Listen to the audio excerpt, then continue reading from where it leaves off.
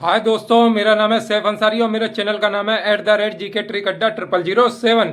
आज मैं आपके सामने एक और वीडियो लेके आया हूँ।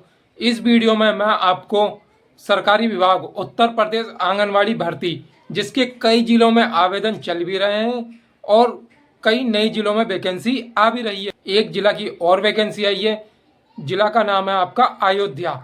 इसमें टोटल आपकी पोस्ट है 220। के लिए कौन कौन कैंडिडेट अप्लाई कर सकते हैं, इसमें एज क्या मांगी जा रही है, इसमें फीस क्या रहने वाली है और कौन कौन कैंडिडेट इसे अप्लाई कर सकते हैं और इसे अप्लाई करने के लिए कौन कौन से मोस्ट डॉक्यूमेंट्स चाहिए, वो सब मैं इस वीडियो के माध्यम से आपको बताऊंगा। तो चलिए शुरू करते हैं वीडियो।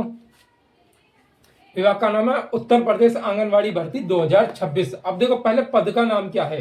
पद का नाम है आपका आंगनवाड़ी कार्यकर्त्री। आंगनवाड़ी कार्यकर्त्री ये आपके पद का नाम है। पोस्ट है इसमें टोटल आपकी 220। अब ठीक है, अब ये 220 जो पोस्टें हैं, अब हम ये देख लेंगे किस किस श्रेणी के लिए कितनी कितनी पोस्टें हैं इसमें। देखो, सबसे पहले परियोजना का नाम, ठीक है। फिर हम अनुसूचित जाति के बारे में करेंगे कि कितनी कितनी पोस्टें अनुसूचित जाति में देखेंगे, कितनी कितनी पोस्टें। फिर पिछड़ा वर्ग, अन्य पिछड़ा वर्ग में देख लेंगे कितनी सीटें हैं। फिर अनारक्षित के लिए देख लेंगे कितनी सीटें या कितनी पोस्टें हैं, ठीक है। तो चलो अब शुरू करते हैं। सबसे पहले परियोजना का नाम में आपका है अमीनागंज। इसमें अनुसूचित जाति के लिए 3 पोस्टें, पिछड़ा वर्ग के लिए भी इसमें 3 पोस्टें और अनारक्षित के लिए टोटल 9 पोस्टें हैं इसमें, ठीक है। नंबर 2 पे है अयोध्या शहर। इसमें अनुसूचित जाति के लिए 16 है, पिछड़ा वर्ग में 18 सीट है और अनारक्षित के लिए 38 सीटें हैं, ठीक है। अब देखो, नंबर 3 में बीकापुर। इसमें अनुसूचित जाति के लिए 1 पोस्ट है, पिछड़ा वर्ग के लिए इसमें 3 पोस्ट है, अनारक्षित के लिए आपकी 8 पोस्टें हैं। अब देखो, हैरिटनगंज। इसमें अनुसूचित जाति में 1 पोस्ट है, पिछड़ा वर्ग में आपकी 4 पोस्टें हैं और अनारक्षित में आपकी 6 पोस्टें हैं, ठीक है। अब नंबर 5 की बात कर लें, मया बाजार। इसमें अनुसूचित जाति के लिए 4 पोस्टें हैं, पिछड़ा वर्ग के लिए इसमें 4 पोस्टें हैं और अनारक्षित के लिए इसमें 12 पोस्टें हैं। नंबर 6 की बात कर लेते हैं, मिल्कीपुर। अनुसूचित जाति के लिए 2 पोस्टें, पिछड़ा वर्ग के लिए 3 पोस्टें, अनारक्षित के लिए 8 पोस्टें। अब देख लो नंबर 7 पे मवई। इसमें अनुसूचित जाति के लिए 1 भी पोस्ट नहीं है, पिछड़ा वर्ग के लिए 2 पोस्ट है, अनारक्षित के लिए 7 पोस्ट है। अब देखो, नंबर 8 पे है मसौदा। इसमें अनुसूचित जाति के लिए 1 भी पोस्ट नहीं है, पिछड़ा वर्ग के लिए 2 पोस्ट है और अनारक्षित के लिए 7 पोस्ट है। अब देखो, नंबर 10 की बात कर लेते हैं, सोहाबल। अनुसूचित जाति के लिए 2 पोस्टें हैं, पिछड़ा वर्ग के लिए 4 पोस्टें हैं और अनारक्षित के लिए 16 पोस्टें हैं। अब देखो, नंबर 11 पर बात कर लेते हैं, रुदौली। अनुसूचित जाति के लिए 2 पोस्टें हैं, पिछड़ा वर्ग के लिए 2 पोस्टें हैं, अनारक्षित के लिए 5 पोस्टें। नंबर 12 की बात कर लें, तारुण। अनुसूचित जाति के लिए इसमें 1 है पोस्ट और पिछड़ा वर्ग के लिए भी इसमें 1 पोस्ट है और अनारक्षित के लिए इसमें 7 पोस्ट हैं। टोटल देख लेते हैं, टोटल कितनी कितनी पोस्ट हैं। देखो, अनुसूचित जाति के लिए टोटल है 37 पोस्ट, पिछड़ा वर्ग के लिए है आपकी टोटल 54 पोस्ट और अनारक्षित के लिए है टोटल 129 पोस्ट आपकी। जब आप इनको सबको टोटल करेंगे ना, तो आपकी 220 पोस्टें हो जाएंगी ये, ठीक है। अब देखो, मैंने इसमें आपको श्रेणी बाई श्रेणी बता दी, पोस्ट किसमें कितनी कितनी मांगी जा रही हैं। अब देखो, अब हम इसमें योग्यता और जो मोस्ट इम्पोर्टेंट डॉक्यूमेंट्स चाहिए वो अब मैं बताने के लिए आपको जा रहा हूँ। ध्यान से सुनना एकदम। देखो, योग्यता आपकी कम से कम 12वीं पास आउट होनी चाहिए इस भर्ती में फार्म भरने के लिए और शामिल होने के लिए, ठीक है। कम से कम 12वीं, और 12वीं के बाद अगर आपने स्नातक परास्नातक तो आप वो भी इसमें लगा सकते हैं। अभी मैं इसके बारे में आगे भी बताऊंगा, क्योंकि कम से कम 12वीं तो आपको इसमें चाहिए, ठीक है। अब एज 18 से 35 वर्ष तक, अब कम से कम 18, अधिकतम आपकी 35 वर्ष तक का। अब ये 18 से 35 वर्ष मांग तो रहे, लेकिन ये एज कहाँ से काउंट की जाएगी वो भी मैं अभी आगे आपको इसी वीडियो में आपको बताऊंगा। अब देखो, इसमें फीस, फार्म फीस है एकदम निःशुल्क आपकी, कोई भी मतलब फ्री ऑफ कॉस्ट है आपकी फीस। अब देखो, बड़े ध्यान से सुनना, विज्ञापित पदों हेतु केवल महिला अभ्यर्थी ही पात्र होंगी। इस भर्ती के लिए सिर्फ महिला ही भर सकती हैं, पुरुषों के लिए नहीं है।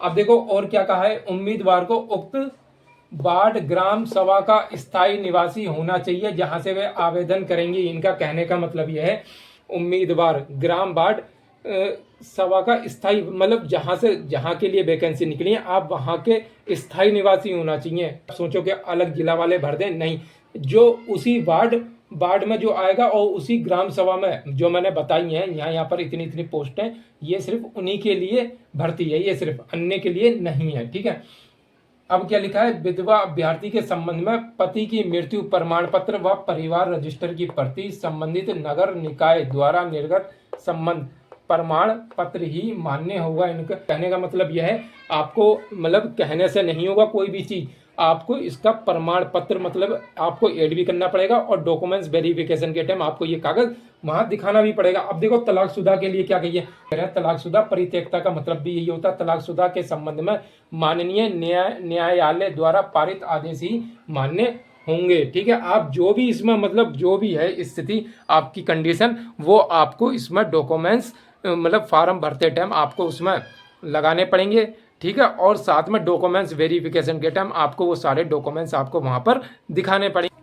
अब देखो इन्होंने और क्या कहा है, इन्होंने आय जाति निवास प्रमाण पत्र के संबंध में उप जिला अधिकारी तहसील के स्तर से निर्गत ऑनलाइन प्रमाण पत्र ही मान्य होगा।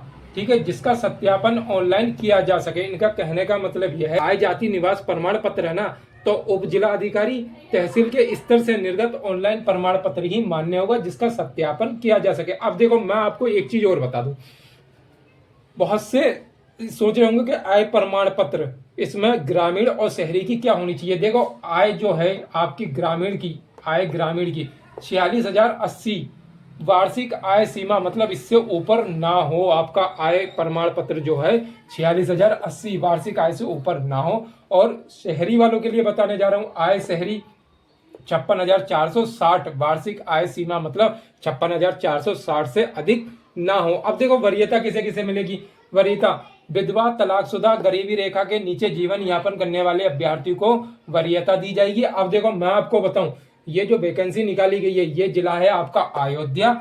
आवेदन शुरू हो चुके हैं 22 तारीख 7वां महीना 2026 से यह फार्म भरने शुरू हो चुके हैं। अंतिम तिथि 11 तारीख 8वां महीना 2026 तक आप ये फार्म भर सकते हैं। अब देखो मैं आपको इसमें सबसे मोस्ट इम्पोर्टेंट बात बताने के लिए जा रहा हूं। देखो सबसे पहले इसमें 10वीं से क्या होगा, 10वीं से जो आपने 10वीं 12वीं करी है, 10वीं के आधार पर तो आपकी एज काउंट की जाएगी। सबसे नंबर पहली बात, जो 10वीं है ना, 10वीं उससे तो आपकी एज काउंट की जाएगी।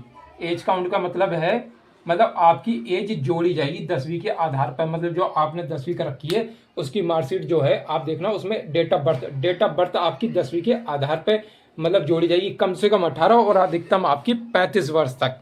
ठीक है, 10वीं के आधार पर आपकी एज काउंट हो जाएगी। अब दूसरी बात, एग्जाम, इसमें एग्जाम तो कैसा भी नहीं होगा आपका, एग्जाम कैसा भी नहीं होगा, ये मेरिट बेस भर्ती है।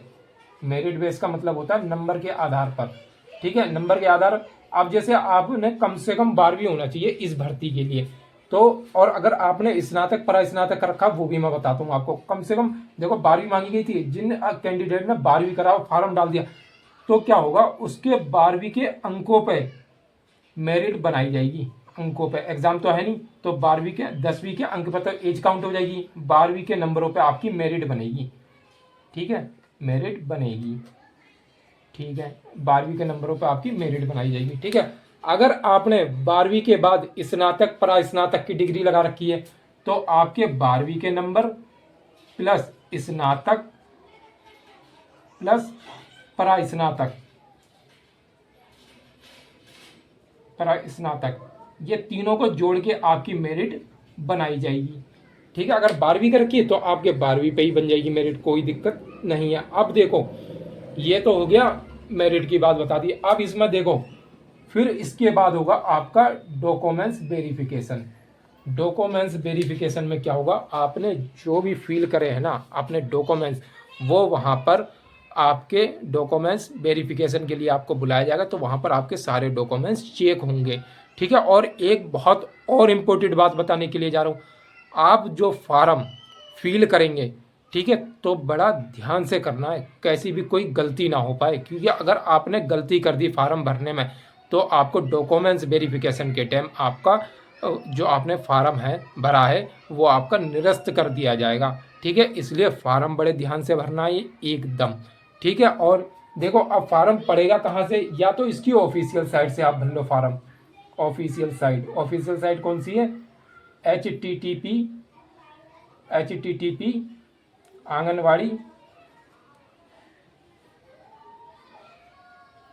आंगनवाड़ी भर्ती .in, या तो यहाँ से भर लो आप फार्म। अगर यहाँ से ना भर पाओ, ये तो इसकी ऑफिशियल साइट है, यहाँ से तो भरना ही बनना है, नहीं बनना दूसरी साइट और बता देता हूँ मैं, जिसका नाम है सरकारी रिजल्ट। यहाँ से जाके आप डायरेक्ट लिंक पर पहुँच जाना, वहाँ से आप एकदम सरकारी रिजल्ट पे जाके आप एकदम फार्म आसानी से भर लेना। ठीक है, और अगर इस भर्ती से लेके कोई भी मन में डाउट या कन्फ्यूज़न या दिक्कत लगे तो आप बेझिझक मुझे कमेंट्स कर सकते हो और मुझसे पूछ सकते हैं। और अगर मेरी वीडियो अच्छी लगी हो तो ज़्यादा से ज़्यादा लाइक और शेयर करना ना भूलें और सब्सक्राइब करें। और मेरी वीडियो ज़्यादा से ज़्यादा शेयर करने के लिए इसलिए कह रहा हूँ, जिन बहनों को ये नहीं पता चल पाता कि मतलब महिलाओं को वैकेंसी आई है, तो ये वीडियो देख के वो महिलाएं भी आवेदन कर दें इस भर्ती के लिए। तो ऐसे ही मैं डे बाई डे अच्छी अच्छी वीडियो लेके आता रहता हूँ। तो जिस भाई और बहनों ने अभी तक मेरा चैनल सब्सक्राइब नहीं करा, सब्सक्राइब कर लीजिए। मेरे चैनल का नाम है @GK Trickadda 0007। मिलते हैं नेक्स्ट वीडियो में।